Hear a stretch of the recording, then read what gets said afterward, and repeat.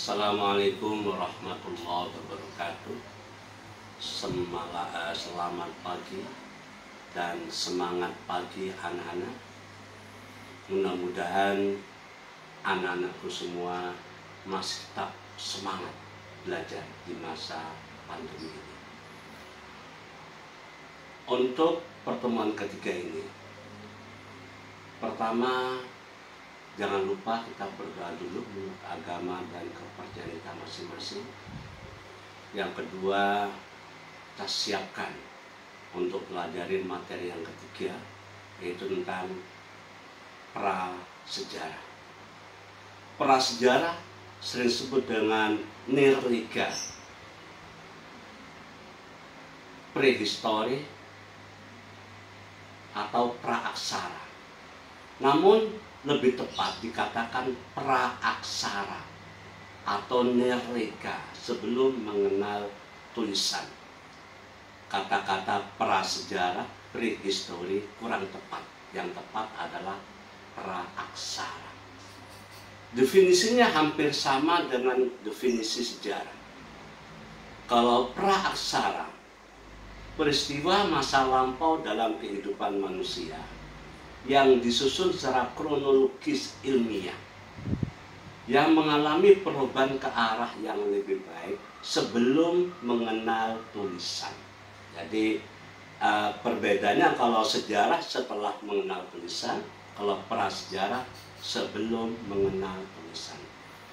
Kalau kita pelajari praaksara Nusantara, bisa kita pandang dari dua segi. Dari segi geologi, jadi tentang bebatuan yang ditemukan di Nusantara, dan segi arkeologi. Kalau kita pandang dari segi geologi, otomatis tidak lepas dari proses terbentuknya alam semesta dan seisinya. Kita bisa pandang bagaimana alam semesta terbentuk menurut agama, dan bagaimana alam semesta terbentuk menurut ilmu pengetahuan. Kalau menurut agama, menurut salah kutip dari tafsir Ibnu Katsir, bahwa alam semesta dibuat oleh Allah selama 6 masa. Baru Jumatnya Allah menurunkan Nabi Adam. Tapi kalau dipandang dari ilmu pengetahuan, banyak teori tentang terbentuknya alam semesta. Salah satunya adalah teori Big Bang, ledakan dahsyat. Bagaimana menurut teori Big Bang? Bahwa alam semesta dulu berupa gumpalan kabut yang panas. Gumpalan mungkin ribuan diameter atau triliunan diameter besarnya, berputar pada porsinya, sangat panas sekali. Kemudian timbullah ledakan dahsyat yang tidak ada tandingannya. Kerasnya seperti apa nggak ada tandingannya, karena dari dahsyatnya timbullah molekul-molekul tata surya, matahari dan tata surya, bintang, bahkan bumi. Mereka mulai membentuk dirinya sendiri, berputar, membentuk diri, mengalami pembentukan tata surya. Termasuk bumi kita bagian kecil dari ledakan dahsyat tadi. Itu jutaan tahun. Maka kalau kita lihat dari segi umur, bahwa paling tidak ada empat umur bumi kita. Pertama, dikatakan zaman Arkaikum, sekitar 2.500 juta tahun yang lalu terbentuknya bumi. 2.500 juta tahun yang lalu, bumi kita tuh masih sangat panas, masih tahap mengalami pembentukan, berputar pada porsinya. Itu ribuan juta tahun, dan masih sangat panas, dan belum ada tanda-tanda kehidupan. Berarti belum ada air pada waktu itu, belum ada kehidupan satupun dalam pembentukan sekitar 2.500 juta tahun yang lalu. Sebut dengan zaman Arkaikum. Zaman yang kedua adalah zaman Paleozoikum, sekitar 350 juta tahun yang lalu. Juga masih belum stabil, masih mengalami goncangan di mana-mana. Sudah panas, sangat panas bumi. Namun masih sudah ada air walaupun sedikit, sehingga ada tanda-tanda kehidupan binatang-binatang kecil yang bersel satu. Masih sudah ada tanda-tanda kehidupan. Kemudian zaman yang ketiga adalah zaman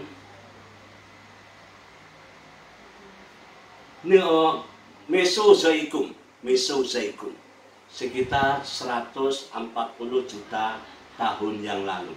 140 juta tahun yang lalu. Bahkan dibagi menjadi 3 masa: masa Trias, Jura, dan Kapur. Masa Trias inilah bumi sudah mulai stabil, hujan sudah terus-menerus, sehingga tumbuhan tanaman tumbuh subur begitu banyak, sehingga timbul binatang-binatang raksasa yang sering dikatakan dengan makhluk dinosaurus. Jadi makhluk besar banyak di situ. Mungkin burung besarnya kayak gajah terbang, sehingga karena makanan sangat banyak sekali sama zaman Trias. Kemudian sekitar 20 juta tahun mengalami pemusnahan, atau karena terjadi seleksi bumi, terjadi musim kemarau yang sangat panjang, kemarau panas kerontang di mana-mana, sehingga binatang-binatang besar tadi mengalami kekurangan makan, terjadi seleksi alam, sehingga memakan sesamanya, lama-lama habis mereka, lama-lama musnah. Yang disebut dengan zaman Jura. Baru zaman Kapur mulai ada kehidupan lagi. Itu zaman Mesozoikum. Kemudian yang keempat adalah zaman Neozoikum. New normal, kehidupan bumi yang sudah normal. Setelah sekitar 60 juta tahun yang lalu, bahkan terbagi menjadi 2, tersier dan kuarter. Bahkan di sini sudah mulai hidup binatang-binatang mirip manusia, jenis kera dan monyet, yang nantinya juga akan hidup manusia purba di sini sekitar 60 juta tahun yang lalu. Baru ada kehidupan manusia purba sekitar 2 sampai 1 juta tahun yang lalu. Ini kalau kita bilang dari segi geologis.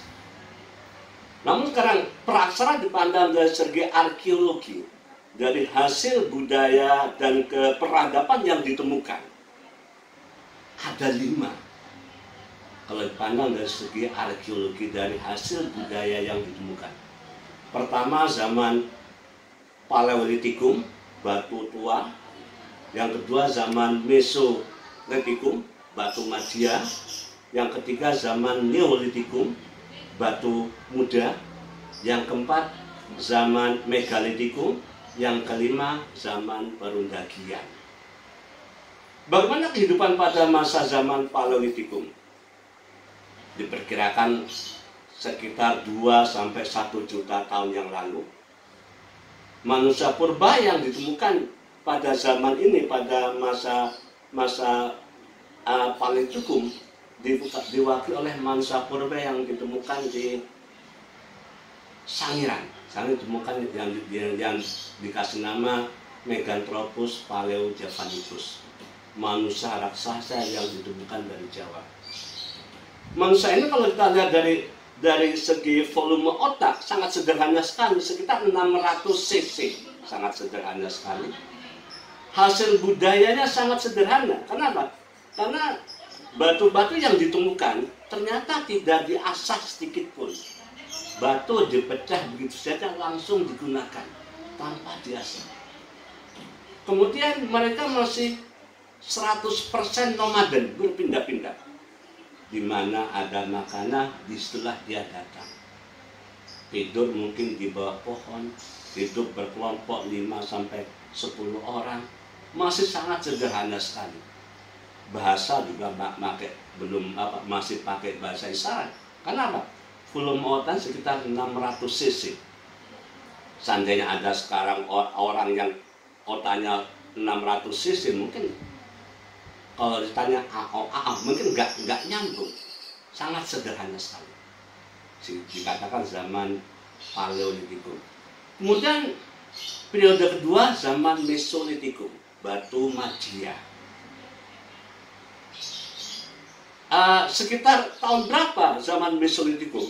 40 sampai dengan 10.000 tahun yang lalu, sekitar itu. Volume otaknya sudah mulai meningkat, 1000 sampai dengan 1300 cc. Jadi sudah cara berpikirnya sudah mulai cerdas. Mereka sudah mengenal api, karena mereka sudah menempati gua-gua. Dalam gua ditemukan bekas-bekas api. Juga mereka sudah mengenal keyakinan, kepercayaan, karena di gua-gua banyak ditemukan telapak tangan yang berwarna merah. Bahkan di Sulawesi, di Gua Liang-Liang, telapak tangan yang bergambar babi. Kemudian ada panah yang mengarah ke ulu hatinya, menunjukkan bahwa mereka sebelum berburu mengadakan upacara dulu untuk mendapatkan hewan buruan yang diinginkan. Kemudian pada masa Mesolitikum juga mereka hidup yang dekat sungai, terutama daerah pantai. Di Sumatera banyak ditemukan bekas hunian manusia Mesolitikum. Di sana ditemukan sampah kulit kerang yang sudah membatuk, yang sering disebut dengan Hyokenmondinger. Lainnya pada zaman Mesolitikum. Kalau manusia yang mewakili zaman ini adalah banyak ditemukan di Mojokerto, sehingga dikatakan Homo mojokertensis. Kemudian Pithecanthropus erectus, manusia kera yang berjalan bergerak. Kemudian Homo soloensis, dan banyak jenis-jenisnya yang ditemukan di luar Nusantara. Namun Nusantara paling lengkap jenis fosil manusia purba, mulai dari tingkat sederhana sampai dengan yang sempurna. Kemudian periode ketiga atau zaman ketiga, zaman Neolitikum, zaman batu baru, yang sering dikatakan revolusi pertama dalam kehidupan manusia. Pada zaman ini, kenapa dikatakan batu baru? Karena peralatan yang berasal dari batu itu mereka sudah diasah dengan sempurna, sudah halus, sudah bagus, sehingga dikatakan batu baru. Yang kedua, merupakan revolusi pertama dalam kehidupan manusia, karena pada zaman ini pertama kalilah manusia mengetahui cara bercocok tanam, walaupun tidak mentap bercocok tanam dengan berhuma. Namun mereka sudah hidup di perkampungan kecil dengan bercocok tanam, beternak, otomatis mengenal, sudah mulai membuat tatanan kemasyarakatan, sudah mulai menciptakan kesenian-kesenian daerah, mulai tercipta nyanyian-nyanyian daerah, budaya-budaya daerah pada masa Neolitikum, sehingga dikatakan revolusi pertama dalam kehidupan manusia. Manusia mana yang mewakili atau manusia purba yang mewakili zaman Neolitikum? Kalau di Nusantara sering disebut dengan Homo sapiens yang ditemukan di Wajah, hingga sering disebutkan dengan Homo wajakensis. Ini yang merupakan nenek moyang bangsa Indonesia, yang nanti ada perpaduan dengan manusia yang berasal dari Mongolia, sehingga nanti ada Proto Melayu, ada Diotro Melayu. Nanti akan ada percampuran, perkawinan antara manusia asli Indonesia dengan dari Proto Melayu maupun Diotro Melayu. Kemudian yang keempat adalah zaman megalitikum, zaman batu besar. Kenapa dikatakan batu besar? Karena manusia pada masa ini mulai mengapresiasikan keyakinannya dalam bentuk yang konkret atau yang nyata. Jadi keyakinan mereka diwujudkan dalam bentuk yang nyata. Yakin terhadap dewa, terhadap siapa, dibentuklah patung siapa. Kemudian membuat punden berundak pepunden, tempat sesajen di atasnya. Yang sampai sekarang pun punden kalau di daerah tertentu dianggap sakral, bahkan masih dipuja. Dan manusia sudah mulai yakin akan adanya kehidupan setelah mati, sehingga mereka membawakan bekal-bekal selama di dunia, dibawa ke kubur, walaupun bukan kubur batu waktu itu namanya, bentuk kubur dari batu yang semuanya berasal dari batu, mulai dari kanan kiri sampai atasnya ada meja batunya. Kemudian ada menhir, tempat sesajen, batu tinggi sekitar 1 meter, baru tempat sesajen di sana untuk menyembah roh nenek moyang yang dianggap masih punya hubungan dengan manusia yang masih hidup. Kemudian yang kelima adalah zaman perundagian, yaitu manusia sudah mengenal logam, terutama pengaruh dari Proto Melayu dan Deutero Melayu. Pada zaman ini warisan dari nenek moyang kita ini, mereka sudah punya keyakinan yang mungkin sampai sekarang masih banyak dipegang teguh oleh orang-orang di sekitar kita. Ada 3 keyakinan: animisme, dinamisme, dan totemisme. Animisme percaya terhadap roh nenek moyang yang sudah meninggal, yang masih bisa berhubungan dengan manusia yang masih hidup. Dengan mantra-mantra tertentu dipanggil, kemudian akan muncul roh nenek moyang. Ini sekarang sampai sekarang pun masih dipakai dalam dunia perdukunan. Animisme. Yang kedua, dinamisme. Percaya bahwa benda-benda tertentu mempunyai kekuatan gaib. Ya, mungkin batu akik dianggap punya kekuatan gaib. Kalau dulu ada pohon beringin dianggap tempat para dewa. Kemudian ada pertigaan atau perempatan dianggap tempat para dewa, sehingga perlu dikasih sesaji. Bahkan sampai sekarang pun saudara-saudara kita yang belum paham masih meyakini dinamisme. Ada keris yang harus dikasih makan setiap Jumat Kliwon, ada batu akik, ada haikal dengan tulisan Arab taruh di depan pintu, ada pelaris taruh di tempat uang. Masih banyak sekarang yang meyakini tentang dinamisme. Yang ketiga adalah totemisme. Percaya bahwa binatang-binatang tertentu mempunyai kekuatan gaib, sehingga binatang mereka rawat karena dianggap keturunan, dianggap sebagian dari keluarga kita. Itulah sedikit tentang zaman praksara.